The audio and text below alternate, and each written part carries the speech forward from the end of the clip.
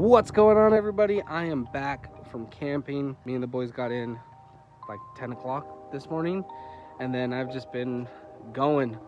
Got to turn my house over, my rental property over, get everything done here, and then go back to my house, clean up my house, and then just hopefully relax for the rest of the day. All right, just flipped the house around.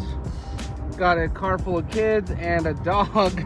Oh, tired, but we're on our way home, and I think it should be relaxing from here on out. All right, I'm beat.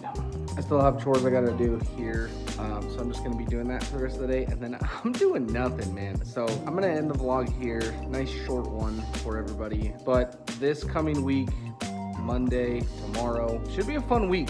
I'm planning on getting a lot of stuff done. I'm planning on running this bad boy, getting some good stuff done, making money.